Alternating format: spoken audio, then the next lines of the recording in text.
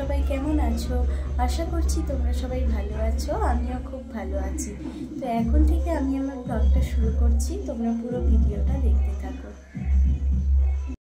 তো এদিকে হাঁড়িতে জল গরম করতে বসিয়ে দিয়েছি, আর এদিকে ডালটা ভেজে নিচ্ছি। আজকে আমাদের বাড়িতে খিচুড়ি রান্না হবে। জলটা গরম হলে ডালটা ভেজে তুলে দেবো, তারপরে চাল তুলবো।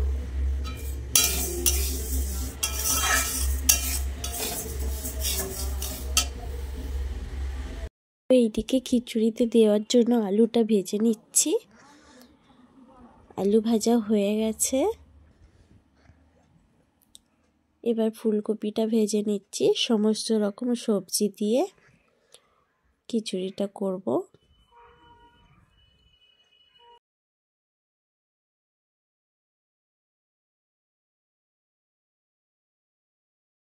এবার এর মধ্যে দিয়ে দিচ্ছি আলু,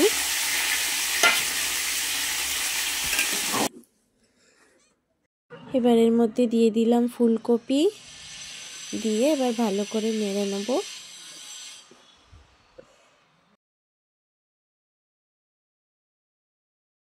এবার এই সবজিগুলো ভাজা হয়ে গেলে খিচুড়ির মধ্যে দিয়ে দেব।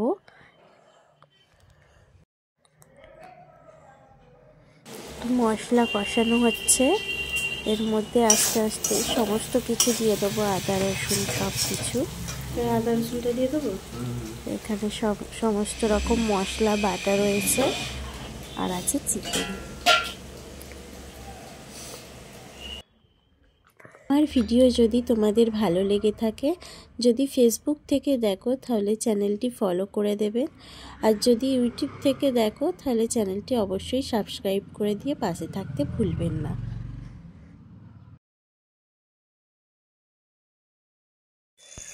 তো চলো, আমার মশলা কষানো কমপ্লিট হয়ে গেছে।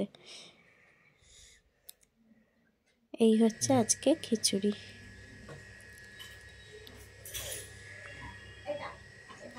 তো এবার আমি করব বাঁধাকপির তরকারি। বাঁধাকপির তরকারির জন্য ফোড়ন দিয়ে দিয়েছি। তো সমস্ত মশলা টশলা দিয়ে কষিয়ে নিয়েছি, এবার দিয়ে দিচ্ছি বাঁধাকপি।